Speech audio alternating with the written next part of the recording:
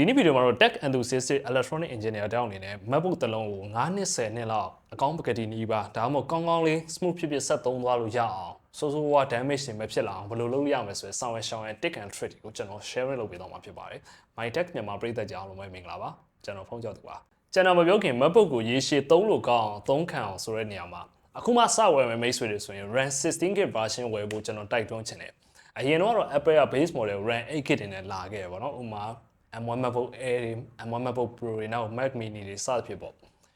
နောက်ပိုင်းကျတော့ Apple ကိုယ်တိုင်ကသူတို့ရဲ့ base model တွေက 16GB နဲ့ဖြစ်သွားတယ်ထူးခြားတာတခုက M2 MacBook Air တို့ဘာလို့မျိုးထွက်ထားပြီးသား RAM 8GB နဲ့လာတဲ့ base model ကောင်းနေတော့မှနောက်ပိုင်းအတုပ်တွေမှာသူတို့ 16GB နဲ့ဖြစ်သွားတယ် M3 model ထွက်တဲ့အချိန်မှာဗျာဘာလို့လဲဆိုတော့ future မှာ Apple ကလည်းသူတို့ရဲ့ Apple Intelligence AI feature တွေအခုက ready တိတ်မဖြစ်သေးလို့ဒါ beta version လိုမျိုးဖြစ်နေတာနောက်ပိုင်းမှာသူတို့ဖြစ်သွားပြီဆိုတာနဲ့Mac တွေက iPhone တွေလို့မဟုတ်ဘူးမိတ်ဆွေ M1 တို့ M2 တို့လို့အခုချိန်မှာနည်းနည်းလေး old model ဖြစ်သွားတဲ့ကောင်တွေဝယ်ထားမယ်ဆိုရင်တော့မှအဲ့ Apple Intelligence တို့ဘာလို့ macOS အသစ်နဲ့အတူပေါ့နော် update တာထပ်ရနေအောင်မယ်ဆိုရင်သူတို့လည်း ready ဖြစ်ပြီဆိုရင်ရလာမှာ iPhone တွေတော့ so set ဗျာ2020 21 22အဲ့လို old model iPhone တွေ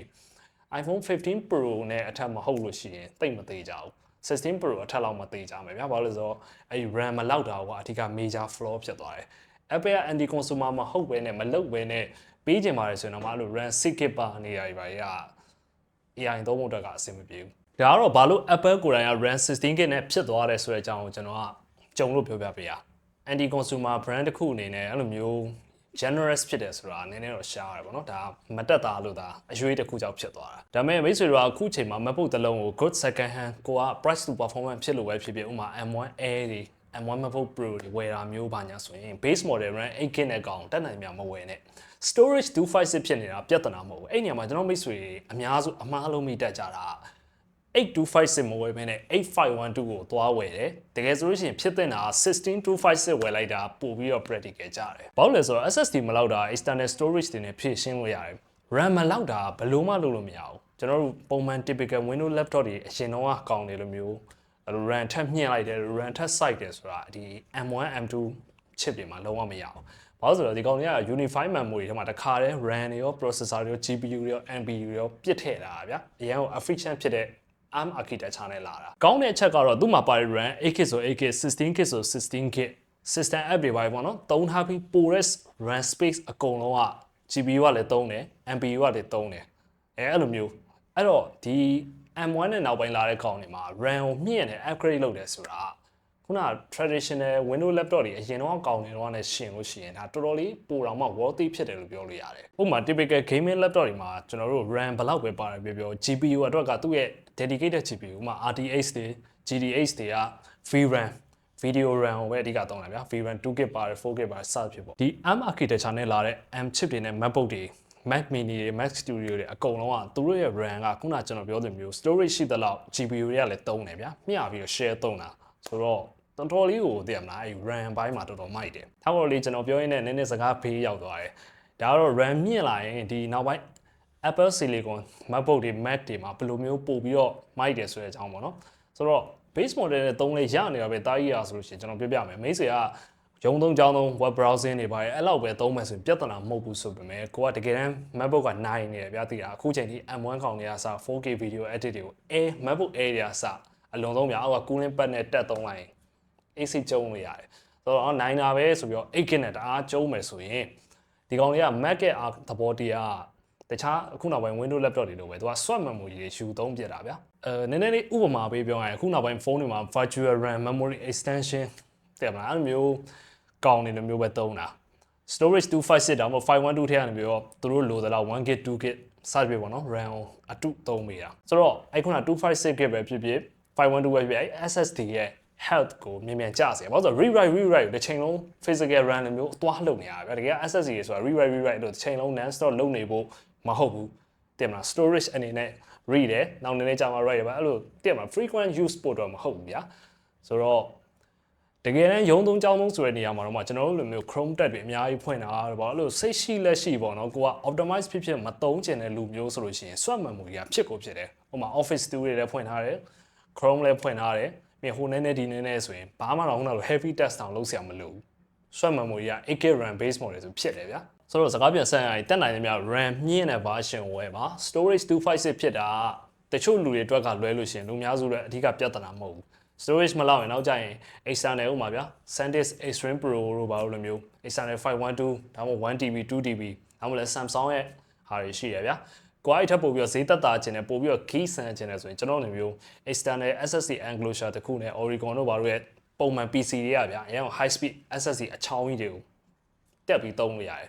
်စိတ်ပိုင်အဲ့ရနေပြီးတော့တခါတည်း Final Cut တို့ Adobe Premiere Pro တို့ဘယ် software မဆိုလှမ်းပြီးတော့ run လို့ရတယ်ဗျာသိလားအဲ့ enclosure တော့ဒါ A နေအောင်လုပ်ထား AC ပဲဒါပေမဲ့ RAM 16GB နဲ့ 8GB နဲ့မဖြစ်နေတဲ့ကိစ္စကတော့မိတ်ဆွေဘယ်လိုမှနောက်ပိုင်းမှာလုပ်လို့မရဘူး MacBook ကြီးတစ်ခုလုံးပြန်ရောင်းပြီးတော့အသစ်ချိန်မှာပဲရတကယ်လို့မိတ်ဆွေက RAM 8GB version ဝယ်ထားပြီးသားအခုချိန်မှာအကြောင်းကြောင်းနဲ့အဲ့လိုမျိုးပြန်ချိန်ဖို့အဆင်မပြေဖြစ်နေရဆိုရင်ကျွန်တော်တခုအကြံပေးချင်တာကတော့အဲ့ Chrome တွေဘာတွေမှာအဲ့ memory RAM ပေါ့နော်တက်တာအောင်သူ setting ထဲမှာရှိတယ်နောက်အဲ့လိုမျိုးကြီးတွေမလုပ်ချင်ဘူးဆိုတော့နောက်ထပ်အလွယ်တစ်ခုကကြောင့် memory cleaner ဘာညာအဲ့လိုမျိုး Mac software တွေရှိတယ်အဲ့ကောင်တွေဖွင့်ထားပြီးတော့တစ်ချက်ချက်အပေါ် RAM သူ percentage တွေရှိနေမှာပေါ့နော်ဆိုတော့ swap memory ကအနည်းဆုံး80%ရာခိုင်နှုန်း80%ရာခိုင်နှုန်းအထက်ဖြစ်သွားဆို swap memory က3နေပြီဆိုတော့အဲ့လိုမျိုးမဖြစ်အောင်ကိုက MacBook 3နေနဲ့ကြည့်နေပြီးတော့ပြန်ပြီးတော့မလိုတာပိတ်ပြီး short သုံးလို့ရတယ် RAM ကိစ္စပြီးနောက်ထပ်အရေးကြီးတာ battery health ပါ cycle count ဆိုလဲဟုတ်တယ်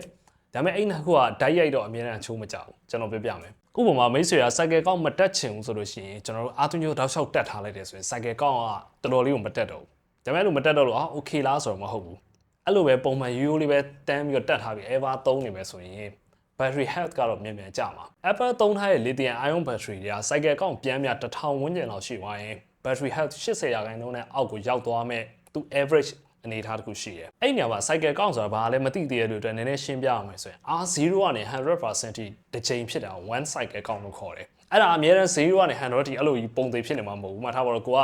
100နေ80ထိဖြစ်သွားတယ်။အဲ့နေ80ကနေပြီးတော့100ကိုပြန်သွင်းလိုက်ဆိုရင် cycle count တစ်ခုလုံးစားရဲ့20% ဖြစ်သွားပြီပြောလို့ရတယ်။ပြောချင်တာကဗျာမိတ်ဆွေဘယ်လိုပဲသုံးအဲ့လိုမျိုး0ကနေ100ထိတစ်ချိန်ပေါ့နော် full cycle ပြေးလိုက်သွင်းလိုက်ကုန်သွားလိုက်ပြန်သွင်းသွားလိုက်တစ်ခါဖြစ်ရင်one cycle countအားသွင်းမျိုးတော့ချုပ်တက်ထားရင်ကြတော့ပုံမှန်ဆိုလို့ရှိရင်သူကအဲ့လိုမျိုးအောက်ကိုမကြတော့ဘူးဗျာအဲ့တော့ cycle count တော့မတက်ဘူးဒါပြင်ဘာလို့ battery health ကမြန်မြန်ဆင်းသွားလဲဆိုရင်ပုံမှန်ဆိုလို့ရှိရင် Apple ကိုယ်တိုင်မှာလည်း Mac တွေမှာကျွန်တော်တို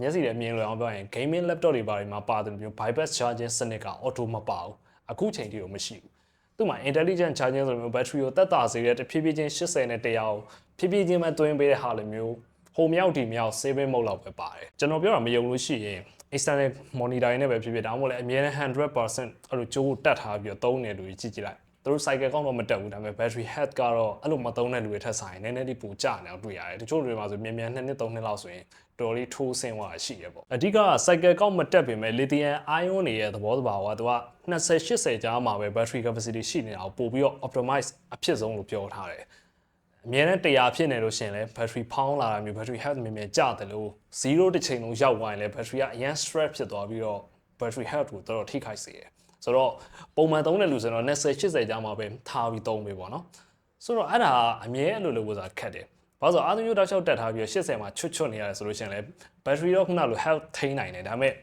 cycle ကောင်းတော့တက်နေမှာပဲသိမလားပြင် battery health ကလည်းခုနလောက်စိုးစိုးဝါးမကြပေမဲ့တော့သူကြားတဲ့လောက်တော့ဖြည်းဖြည်းချင်းကြာမှာပဲပေါ့နော်ဒါရှောင်လွဲလို့မရဘူးပုံမှန်ပဲဒါပြင်အဲ့ဒါကို pro tips အနေနဲ့လုပ်လို့ရလားဆိုရတယ်ဒီပြဿနာကိုဖြေရှင်းဖို့အတွက်ကျွန်တော် MacBook စသုံးကြရအကုန် research လိုက်လုပ်တယ် software တွေအကုန်လိုက်ကြည့်တယ်အဓိကကျွန်တော်က Windows laptop တွေကိုအမာခံသုံးလာခဲ့တဲ့လူဆိုတော့ဗျာအဲ့ bypass charging တို့ဘာလို့လဲမျိုး gaming laptop တွေတခြားအဲ့လို professional pro user laptop တွေမှာအဲ့လိုတွေပါတာကိုတော်တော်လေးသဘောကျခဲ့တယ်ဗျာဆိုတော့အဲ့လိုမျိုးဆန်ဆန် Mac တွဲလိုက်ရှာအဲ့မှာ Eldentity ဆိုတော့မတင်အီတလီကပိုင်မုတ်လို့နာမည်နဲ့ software တစ်ခုတွေ့ခဲ့တယ်အဲ့ app လေးကိုသွင်းပြီးတော့ဖွင့်ထားမယ်ဆိုရင် MacBook ကိုကိုယ်စိတ်ကြိုက်ဥမာ30မှာပဲထားမလား40မှာပဲထားမလား50 60တော့ percentage ဥမာ43 45 65အဲ့လိုအသေးစိတ်ဗျာကိုယ်စိတ်ကြိုက်မှာထားပြီးတော့ standby bypass လုပ်ထားလို့ရတယ်ဘယ် battery အတွက်မဆိုအဓိက optimize အဖြစ်ဆုံးကတောက်လျှောက်အဲ့လိုအာသွင်းရိုးတက်ထားပြီး bypass set လုပ်မယ်ဆိုရင်60%နှုန်းကအကောင်းဆုံးပဲ60တော့မ65%နှုန်းပေါ့နော်ဒါပေမဲ့ကိုက MacBook ကိုတစ်ခါကျရင်ထားသွားထားလာလဲလုပ်တယ်အများနဲ့60ဖြစ်ပေါ်တိတ်မလွယ်ဘူးဆိုရင်တော့80လောက်မှထားတာပေါ့ဒီနေရာမှာ engineer shootout အနေနဲ့ရှင်းပြအောင်ဆိုရင် bypass charging ဆိုတာကျွန်တော်ထားပါတော့တတ်မှတ်ထားတဲ့က80ဆို80 60ဆို60ပြည့်သွားပြီဆိုတော့ဒါမှမဟုတ်အဲ့ဝန်းကျင်ရောက်ပြီဆိုတော့ battery စီကနေပြီးတော့အားကိုမသုံးတော့ဘူးသုံးတာတော့အနည်းငယ် negligible amount တော့ဖြတ်အောင်မယ်ဆိုပေမဲ့အဓိကဒီ plug box charger ကျိုးကနေပဲသူ့ motherboard ကိုထိုက်ရိုက်သွားတော့တယ် ဂျားမှာတော့ safety procedure တွေကလည်း software ကထိန်းထားပေးပြီးသားဗျာအဲ့လိုကြော်ခွပြီးတော့ဓာတ်ရိုက်သွားသုံးတာကိုက bypass charging လို့ခေါ်တာဒါကဘာကိုကောင်းသွားလို့စီလဲဆိုနံပါတ်1 battery ကအားကုန်သွားလိုက်ပြန်သွင်းလိုက်လို့မျိုးအဲ့လို discharge နဲ့ charge နဲ့တိတ်မဖြစ်တော့ဘူးဆိုတော့နံပါတ်1 cycle ကောင်းတိတ်မတက်တော့ဘူးပြီးတော့ battery ကိုအားအသွင်းအထုတ် charge discharge မရှိတော့တဲ့အတွက် battery ကအဲ့လိုအပူစွန့်ထုတ်တဲ့ thermal heat လည်းတိတ်မရှိတော့ဘူ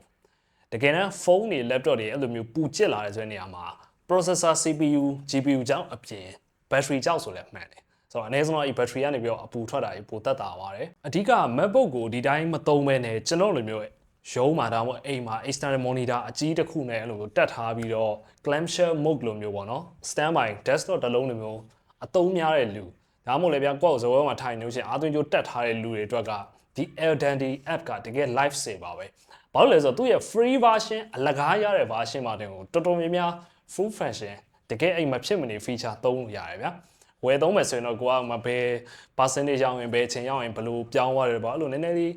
convenient ဖြစ်တဲ့ကလိချင်စရာ automation function လေးတွေဘာညာပါသွားတာပေါ့ဥပမာ sailing mode တို့ပါတော့ဒါပေမဲ့အဲ့ဒါကကျွန်တော်လူများဆိုတော့မဖြစ်မနေမလို့အခုကျွန်တော်ပြောရဲ bypass charging ကိုကျွန်တော် free version base model သူ့ software မှာတင်ရတယ်အဲ့တော့ MacBook ကိုအပြင်သွားရင်ဒါဒီတိုင်းယူသွားပြီးတော့ကိုယ့်ကိုအလုပ်ဇပွဲဒါမှမဟုတ်အိမ်မှာ external monitor တစ်ခုနဲ့တောက်လျှောက်တက်ထားပြီးတော့ဒါမှမဟုတ်အားသွင်းတက်ထားပြီးတော့အဲ့လို video edit တွေတောက်လျှောက်လုပ်တဲ့လူမျိုးအဲ့လိုအငြိမ်သုံးတဲ့လူတွေအတွက်ကဒီမျိုး bypass charging နဲ့သုံးလိုက်မယ်ဆိုရင် laptop ရဲ့ battery health နဲ့ cycle ကောင်းတိတိတတ်တာတကယ်ကို safety ဖြစ်ဖြစ်နဲ့ maintain လုပ်နိုင်တယ်ကျွန်တော် video အစပိုင်းမှာပြောထားသလိုမျိုးဒီလို bypass charging software တွေမ run မ on ထားမနဲ့ဒီတိုင်းအားသွင်းမျိုးတောက်လျှောက်တက်ထားရင်တော့ Apple က180ကျမှတော့သူကြာသွားလိုက်တက်သွားလိုက်နဲ့ safe မဖြစ်တာတော့မဟုတ်ဘူးဆိုမဲ့ဗျာအခုကျွန်တော်ပြောတဲ့နီ bypass charging တကယ်ဟာလောက်တလောက်တော့ battery health လည်းလုံးဝ maintain ဖြစ် cycle ကောင်းလည်းမတက်ဆိုမျိုးနှစ်ခုလုံး sweet spot ဖြစ်သွားတဲ့အနေအထားတစ်ခုကတော့တိတ်မလွယ်ဘူး Apple ကိုယ်တိုင်လည်းတကယ်ဆိုရင်အဲ့ဒါသူတို့လုတ်ပေးလို့ရပါမယ်သူတို့ကိုယ်တိုင်ကသိရမလား battery ကိုအဲ့လိုဆိုရင်ဘယ်သူမှမလဲတော့ဘူးဗျာအဲ့တော့အဲ့လိုမျိုးမလုတ်ပေးထားဘူးကျွန်တော်ဆိုရှင်းတယ်အဲ့နည်းနဲ့လောက်တာကျွန်တော်ရဲ့ M1 MacBook Pro က sub track ရဝယ်သုံးနေတာအခုချိန်ထိ battery health က90အထက်မှာရှိတယ်62လား94လားပဲ cycle ကောင်းလည်း100ကျော်ပဲရှိတယ်မသိရင်တိတ်မသုံးထားသလိုတော့ထင်ရတယ် battery လည်းမဖောင်းလာဘူးဗျာတကယ်လို့ကျွန်တော်သုံးတဲ့နီးတာတိတ်အဆင်မပြေလို့ရှိရင်အခုချိန်လောက်ဆိုရင် battery လည်းဖောင်း keyboard တွေပဲတခုခုမှလည်းအဲ့လိုအနေနဲ့အများပေါ့နော်တင်မှာ key တွေလွတ်လာတာပေါ့ something like that ဖြစ်ကိုဖြစ်တယ်အခုချိန်ထိကျွန်တော်က AC ပဲဘာလို့လဲဆိုတော့ original Mac battery ဈေးတွေကကြီးတယ်ဗျာ third party တွေသွားလဲရင်ရဆိုမဲ့ original လောက်မခံဘူးအဲ့တော့ဒီချိန်လုံးကိုဆက်ကိုဖွင့်နေရလဲနေရဆိုတော့အဲ့ကြတော့လဲ risk တွေရှိပြန်အောင်ဆိုတော့ Apple ကိုယ်တိုင်ကသူ့ရဲ့ macOS version အသစ်မှာဒီလိုမျိုး bypass charging ကို officially ဒီလောက်ထိရောက်မပါလာတဲ့ရွေးမှာတော့ဒီ Eldandy software လိုမျိုးတွေသုံးတာမိတ်ဆွေတွေ live saver ပါပဲတခုတော့ရှိတယ်တကယ်လို့ကိုကအဲ့လိုသုံးရတာကိုစိတ်ပူတယ်အထူးသဖြင့်ပေါ့နော် MacBook တွေမှာ fan လုံးဝမပါတဲ့ M1 တို့ M2 တို့ M3 တို့ Air version MacBook တွေဗျာအဲ့ဘက်ကလည်းအဲ့ဒါတကွက်ညှက်ထားတယ်တကယ်ဆိုရင် fan လေးတစ်လုံးထည့်တာဘာမှမဟုတ်ဘူးဒါပေမဲ့ Pro နဲ့ကွာအောင်ပေါ့ဆိုတော့ပြောချင်တာအထဲမှာ internal cooling fan မပါတဲ့ရိုး MacBook Air လိုမျိုးဝယ်ထားတဲ့လူတွေအခုဆို MacBook Neo ပေါ့ဗျာအဲ့လိုဝယ်ထားတဲ့လူတွေကဒီလိုနီးနဲ့သုံးမယ်ဆိုရင်တော့အောက်မှာ cooling pad တနည်းအားဖြင့် laptop cooler တစ်ခုနဲ့တင်သုံးအဲ့လိုဖွင့်ထားပြီးသုံးဖို့တော့ကျွန်တော်ကနည်းနည်းပို့ပြီး recommend ပေးချင်တယ်ဘာလို့လဲဆိုတော့ဘလောက်ပဲ bypass charging က heat ထွက်တာ battery ကိုတက်တာစေတယ်ပြောတောက်လျှောက် charging unit သုံးနေရဗျာဒီကောင်တွေက desktop version မဟုတ်ဘူးဆိုတော့အနေနဲ့မျိုး desktop မှာတော့ထဲမှာ fan တွေပါသေးတာပဲလေ cooling အတွက်ဆိုတော့အဲ့လိုမျိုး fan မပါတဲ့ MacBook Air တွေနဲ့ဆိုရင်တော့ cooler pad တစ်ခုနဲ့သုံးပါကျွန်တော်ကတော့ကျွန်တော် laptop ကိုကျွန်တော်ဆို MacBook Pro ဗျာအထဲမှာ fan ပါတယ်ဒါပေမဲ့အဲ့လို cooling pad ပေါ်မှာတက်နိုင်တယ်များတင်သုံးတယ်မတက်နိုင်တော့လည်းမတက်နိုင်ဘူးပေါ့နော်တောက်လျှောက်လိုပဲတက်ထားပြီးသုံးတာပဲဒါပေမဲ့ဘာမှဖြစ်ဘူးအဆင်ပြေတယ် cooling pad ပေါ်တင်သုံးလိုက်မယ်ဆိုတော့ဒီ MacBook ရဲ့ display အောက်ဘက်က chassis တခုလုံးက aluminum ဆိုတော့သူက heat distribution ဘာညာနဲ့ laptop ကတော်တော်လေး efficient ဖြစ်သွားတယ်ဆိုတော့တက်လက်စာတွေပြောလိုက်ရင်တကယ်လို့မိတ်ဆွေကအကြောင်းနဲ့ MacBook Air ဝယ်ထားတယ် video editing တွေပါ graphic design တွေကိုအတကုံကြိတ်တဲ့အချိန်မှာစက်ကြီးက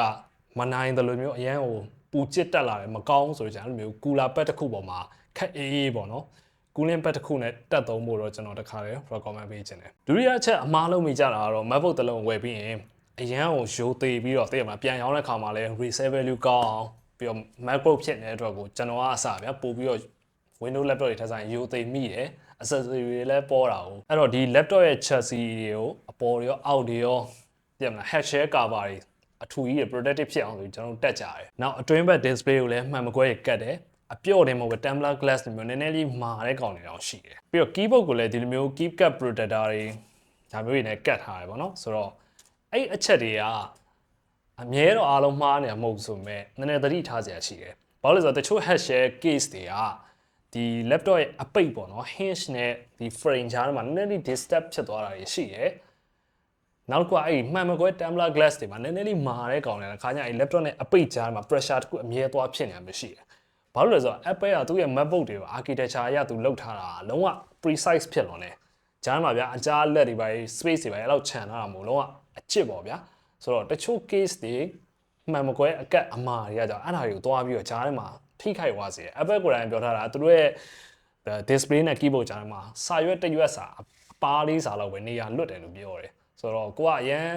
်ကာကွယ်ခြင်းလုံးပြီးတော့သိရမှာတစ်ခါကျရင် side effect တောင်လို့ပြန်ဖြစ်သွားတာမျိုးတချို့ကာပါတွေ case တွေကဖြစ်စေနိုင်တယ်အနည်းဆုံးတော့ဗျာတက်ထားတဲ့အချိန်မှာဘာမှမဖြစ်ဘူးဆိုမှကိုကနောက်ကျခွာလိုက်တဲ့အချိန်မှာတအားကြက်ပြီးတော့သိရမလားဒီ laptop ရဲ့ဘေးက frame တွေပါတွေသွားပြီးတော့ damage ဖြစ်သွားတာမျိုးကြီးအနည်းနဲ့များကြုံကြရတယ်တချို့ဆိုပို့ဆိုရင်တက်နေတဲ့အချိန်မှာတအားမှာခဲကြက်ပြီးတော့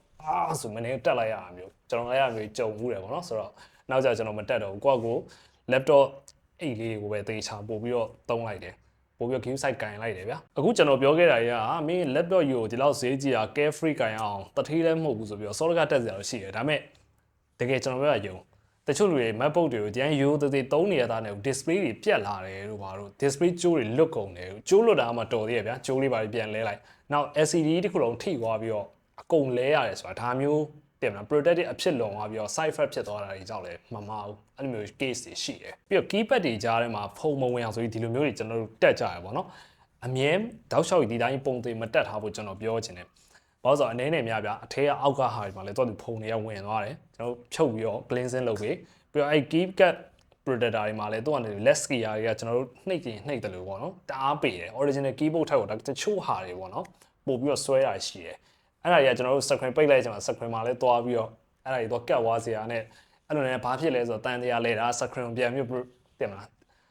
းဟို spray နဲ့ဖြန်းပြီးပြန်တုတ်ကြရဗျာအဲ့နေရာမှာလည်းနောက်ထပ် short တစ်ခုရှိတယ်လက်ရာတွေထင်နေလို့အဲ့လိုမျိုး less gear တွေ screen ပေါ်မှာ keyboard ကြောက်ပဲဖြစ်ဖြစ်ပေါ့နော်သွားထင်နေလို့ဆိုပြီးတော့ကျွန်တော်တို့ကမှန်အောင်တုတ်တဲ့ခါမှာမှန်စေးရင် screen ပေါ်တိုက်ရိုက်ဘယ်တော့မှမဖြန်းနဲ့ Mac တွေရဲ့ screen ကနည်းနည်းလေးနှုတ်တယ်လို့ပြောရင်မမှားဘူးကျွန်တော် Windows laptop တွေတော့ traditional နီးလန်းဆိုရှူးကြိုက်သလိုဖြန်းတိတ်ပြီးမဖြစ်ဘူးဆိုမှ Mac တွေမှာကြောင့်နည်းနည်းလေးပို့ပြီးတော့သတိထားဖို့လိုတယ် cleaner ဆေးရဖြန်းလိုက်တော့အောက်ကအကွဲကြောင်းတွေကနေ set အတွင်းပိုင်းဝင်တာနောက်တာအဲ့ display မှာဟိုတော့အထဲကိုစိတ်ဝင်သွားနိုင်တဲ့ risk ကရှိတယ်ဗျာ